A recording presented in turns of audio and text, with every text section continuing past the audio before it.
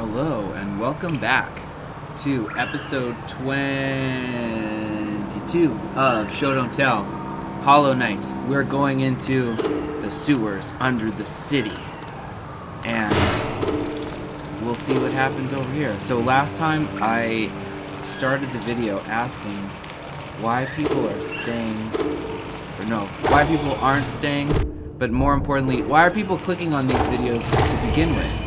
Because I don't have a good thumbnail, and I am not pushing anything, and I'm really just doing this to learn how to use every, oh my god, thing. So if you're here, welcome, and I would love to hear a little bit about what brought you here, and if you have any interest in religious mysticism, spirituality stuff, and if you don't, that's what I talk about. And this is probably you can find an alternative Hollow Knight playthrough. Also, this is my first time playing through, so if you're interested in somebody that is going to proficiently anything, yeah, let's do the bench first. I suck at it. Yeah, so that's not your place. Today I think will be more a matter of, ground pound. But I don't have soul, shoot.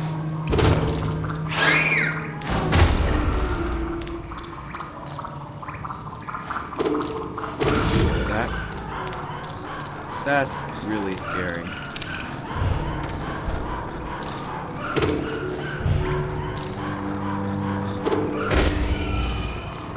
That was quite intimidating. So while we're talking about spirituality and mysticism and stuff, so signs that the world gives us, a thing that would fit into the realm of what I'm interested in is why does the creator plant hints into the game, like the ground that we needed to pound here. We can see it, the indicators, the things in the background, and there's different layers. There's these pictures of the bench, that's one layer. Another layer would be the ground shaking. It's a different kind, qualitative hint.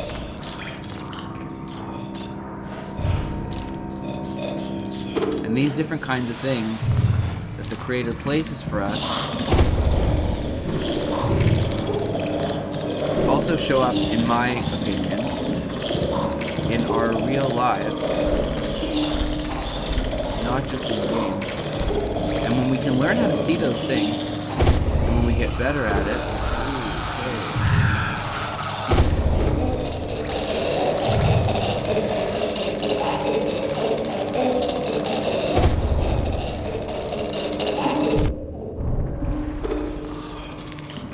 that is grossly unpleasant. Understatement. Okay.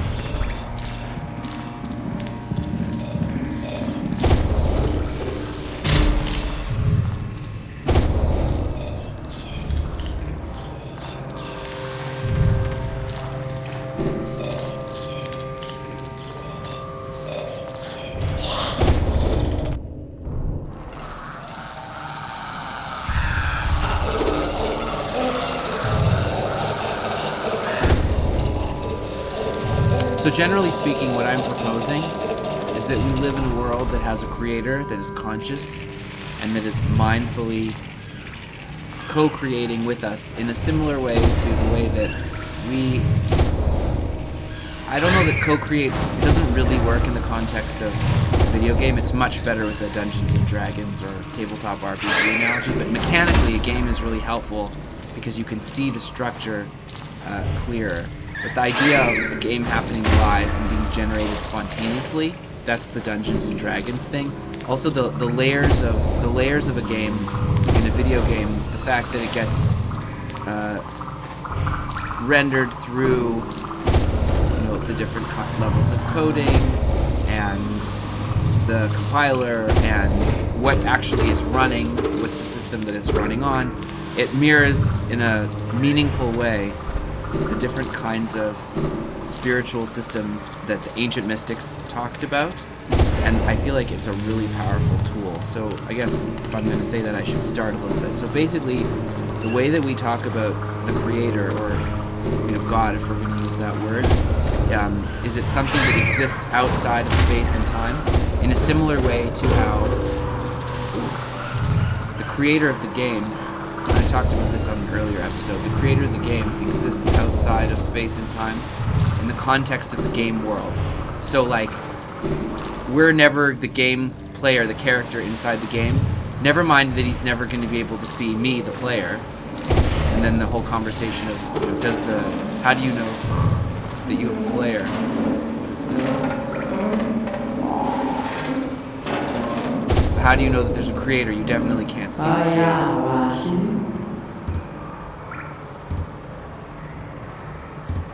Interesting.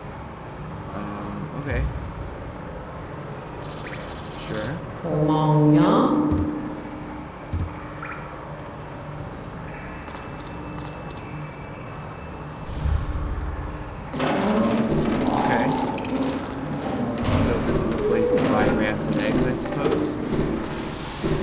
Anyway, so the creator basically sits outside of space and time, and that then there's a whole, we call it in Hebrew the Seder Hishtalshelis, which means the order of chaining down, like the Ishtal shell from the chain, from the word shell is a chain, and it's a chaining down of, it's called worlds, but it basically means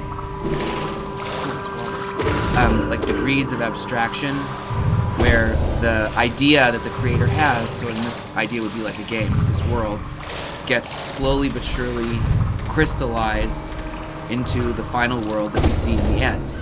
And so, oversimplification would be somebody has an idea for a platformer. I want to make a game that tells a story that, and then all these layers that go basically through the creation process. And each of those different layers is called a world, until eventually the designer feels like they have enough information to write it down on a napkin or something like that. That's one level of crystallization, that rough note-taking process. And then after that, you start to codify it and make it more concrete.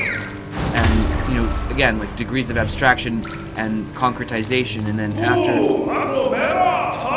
however many layers of abstraction that one goes through, eventually you end up with a very specific, concrete, rendered world like this, where now there's this thing called Hollow Knight with rules and a mythology and operating factors, where someone could say it's a Hollow Knight clone, or it's an expansion, or a remake, because you're based off of a thing that started off as this very abstract peripheral idea. Not peripheral, it's just abstract ideas is a good way to describe it. That eventually becomes its own creation. And then, the reason that the creation exists is so that we play it. Is this going to be a boss fight? Yes.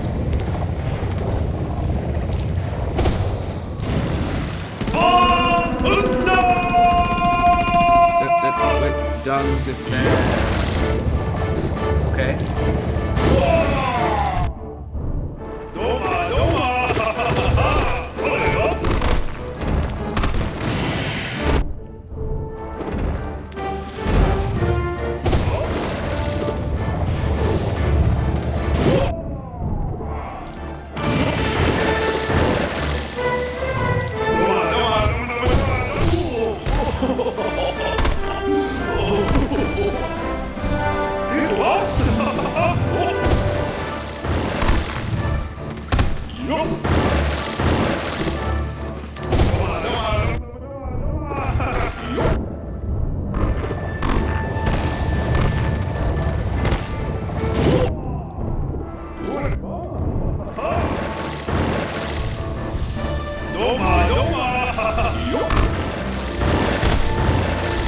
This guy kind of reminds me of Wheel Gator from Mega Man X2.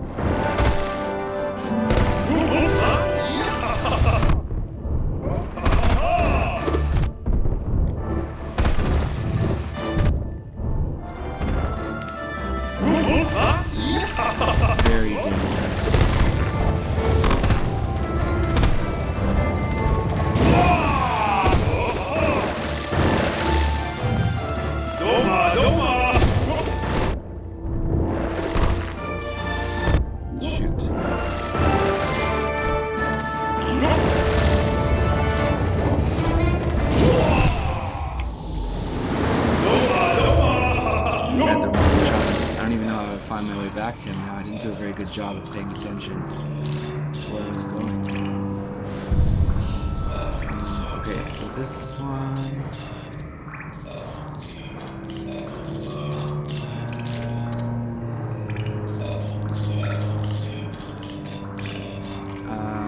you know what, I think... Okay, I gotta run. I've gotta run. Okay, we'll pause for now. Thank you very much, and catch you next time. So if you think about it, being beaten into submission by a dung beetle, what a way to go. I don't absolutely...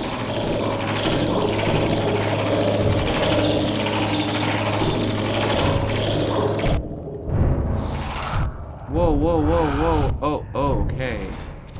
That's pretty cool. That's the thorny thing.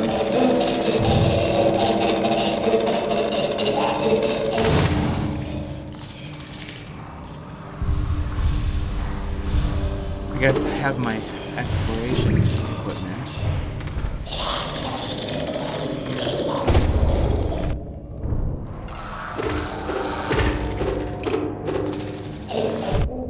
Oh wow, it takes some time, I guess. Alright. And I'm gonna keep the exploration equipment on because I'm not in it for the boss fight right now.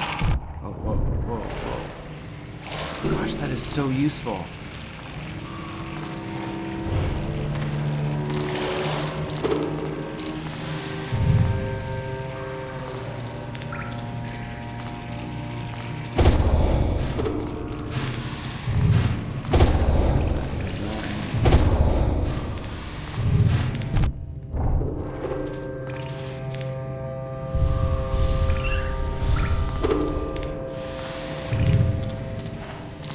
Squeaking means that there's a... Do all roads lead back to the dung beetle? Is that where this is going?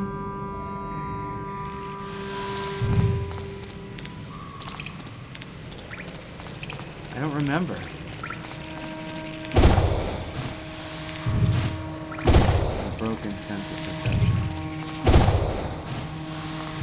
I mean, I guess I do have to go if I want to get my money back. Oops. This is different then.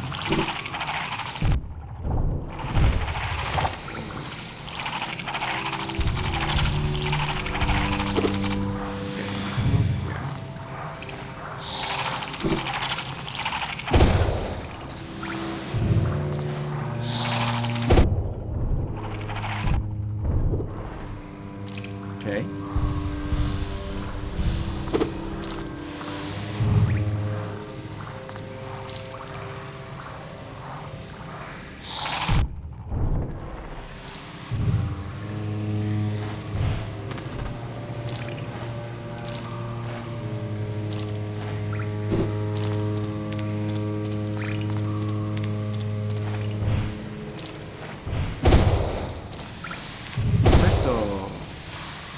Is that an indicator that I'm supposed to crystal dash?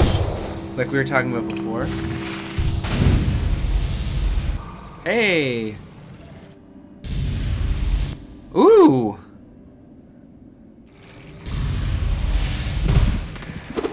Okay. So this is exactly like what I was discussing before. When the communicators to the communicatee, which is us, and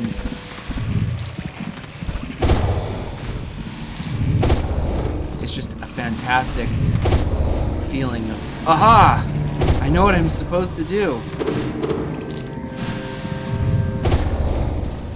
Yeah, so I think that the real world has those kinds of moments too. That's the point.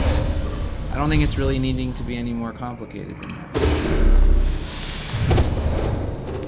You know, like if you play enough video games, you'll just get it. You know what I'm saying? It doesn't have to be some sort of complex study.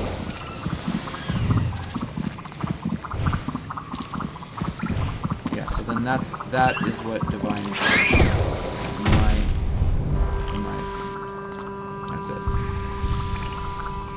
Although that's one kind. There'd also be like the dungeon master coming in.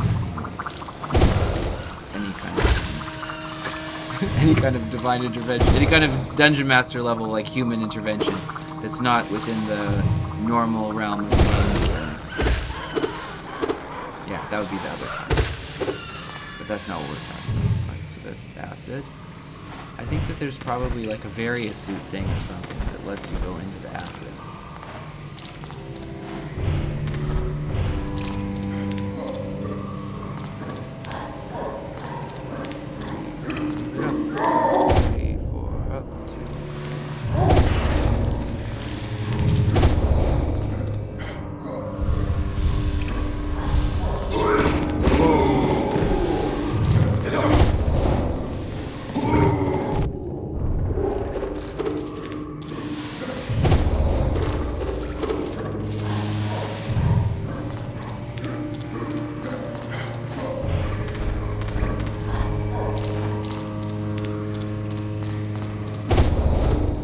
The important question is, why didn't I go to the greeny place? I don't have an answer for that. This is way creepier.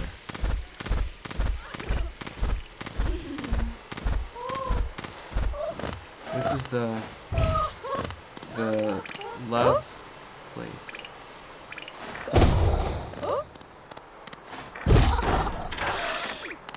Oh, Pantera.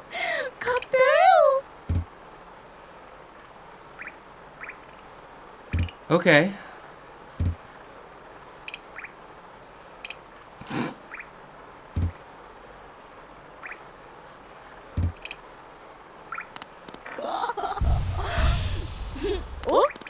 Oh.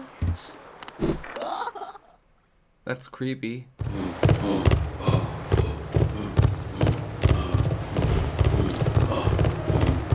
Cool. Okay. Oh, that was close. Alright, so then let's go back to this bench.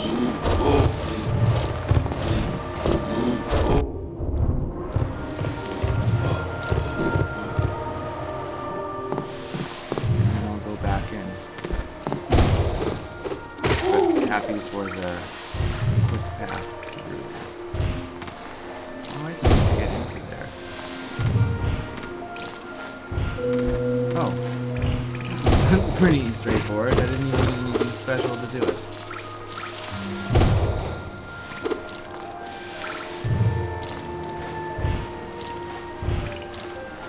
The hints are everywhere. You just have to open your eyes. The word for a prophet was a navi, or a choseh, which means a flow. A navi was for someone with flow. And the other one was choseh, which is a seer, a person who sees. And really it means just like that. That you see the signals, you see the markers, you see the signs. And so somebody that sees has this ability to see the inner workings of the world in a richer way than somebody who can't. So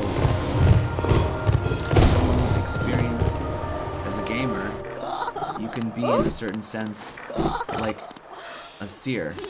You can see. Right, back into the sewers. Is this like her toilet? We're the toilet cleaning team.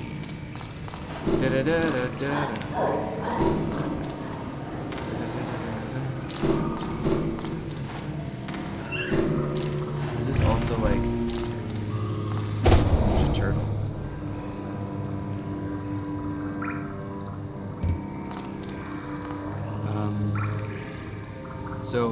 So this is an acid place. How should I mark it on the map? Over here.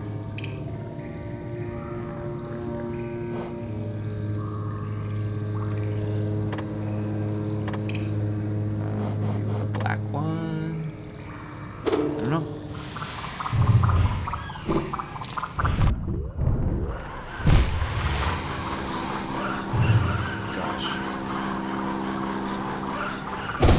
What to do?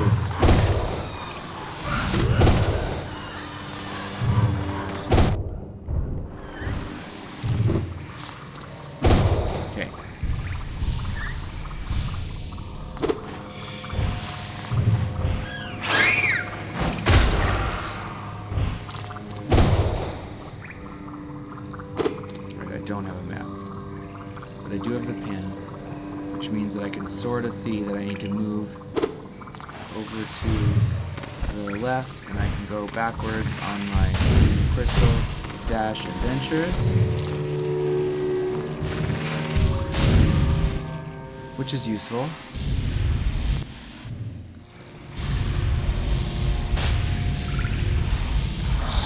When to stop. Suppose that place is as good as any.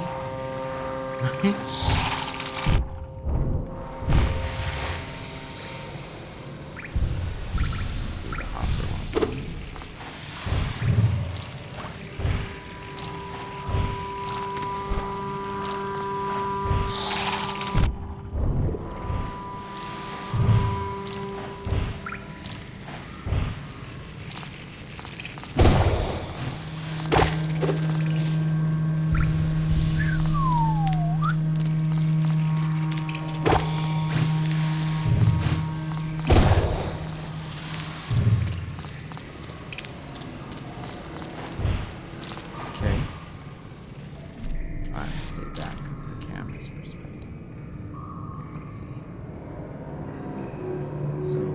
Straight up.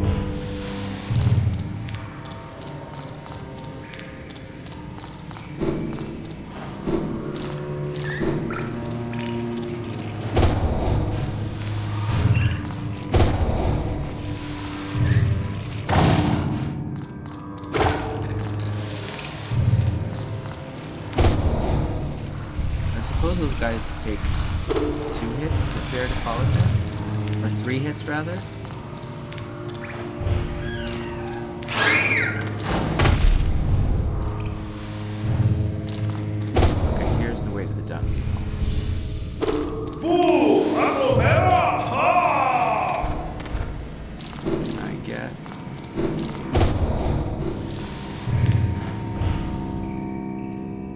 Shadow.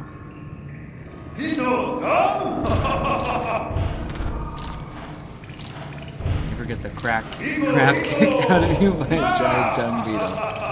That's funny. Did I say that before? I don't remember if I said that before.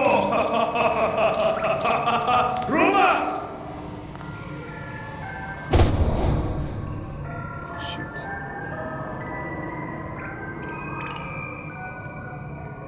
The last.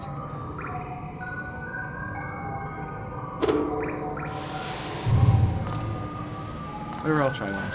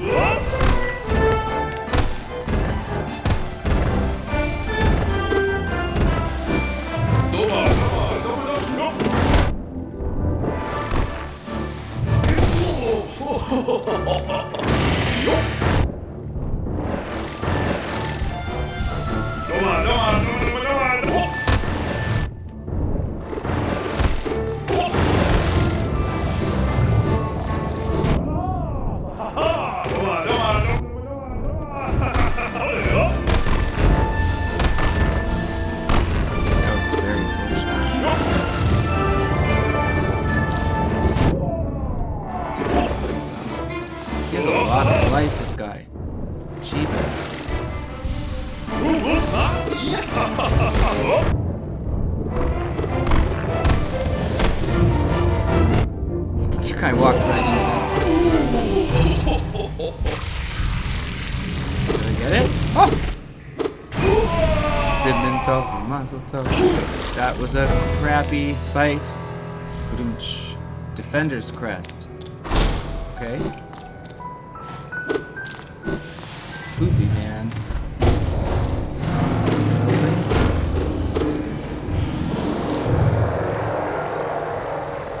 Something to do with the green stuff? Is it flowing up or down?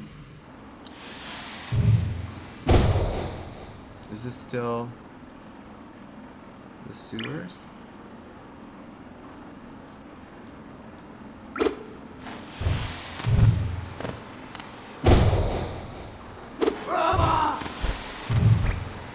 Oh, this is this area.